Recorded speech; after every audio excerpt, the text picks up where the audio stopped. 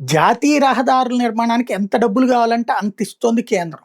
కానీ రాష్ట్ర రహదారులు కూడా జాతీయ రహదారుల కిందకి మార్చి పడేసేటటువంటి ప్రయత్నాలు ఇక్కడ మేం చేశామని చెప్పుకుంటూ అటు కేంద్రాన్ని చేతం చేపించుకునే పనులకి కొర్రీ పెట్టింది కేంద్రం. ఆకివీడు ఉండి భీమవరం దిగమర్రు మధ్య 43 కిలోమీటర్ల హైవేని 4 వరుసలతో నిర్మించబోతున్నారు. సివిల్ పనుల విలువ 990 కోట్ల వరకు ప్రతిపాదించారు. ఇందులో ఆకివీడు ఉండి వద్ద బైపాసులు నిర్మించే ప్రణాళిక ఉంది. మోర్తోన్నత అధికారులు దీన్ని అంగీకరించలేదు. ఈ 2 బైపాసులు వద్దని, ప్రస్తుతం ఉన్న రోడ్డే 4 వరుసలుగా విస్తరిస్తే చాలంటూ తాజాగా తేల్చి చెప్పారు. అట్లాగే జీలుగుమిల్లి నుంచి బుట్టాయిగూడెం, కన్నాపురం, పట్టిసీమ మీదుగా కొవ్వూరు దగ్గర వరకు 87 కిలోమీటర్ల హైవే ఉంది. ఇందులో 4 ప్యాకేజీలు ఉంటే 45 కిలోమీటర్ల మేర 2 ప్యాకేజీల విస్తరణ జరుగుతుంది. మిగిలిన బుట్టాయిగూడెం, కన్నాపురం మధ్యలో 20 కిలోమీటర్ల, పట్టిసీమ, కొవ్వూరు మధ్య 22 కిలోమీటర్లు కూడా 10 మీటర్ల వెడుపుతో 2 వరుసలుగా విస్తరణకి డిపిఆర్ సిద్ధం చేసి పంపించారు. ఇందులో పట్టిసీమ, కొవ్వూరు రోడ్డు పూర్తిగా గోదావరి గట్టు మీద ఉంటుంది.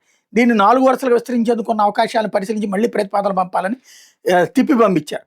అట్లా కృష్ణా జిల్లా పెడ నుంచి గుడ్లవల్లేరు, గుడివాడ, నూజివీడు, విస్సన్నపేట మీదుగా తెలంగాణ సరిహద్దులు లక్ష్మీపురం వరకు 118 కిలోమీటర్ల హైవే విస్తరణ ప్రతిపాదించారు.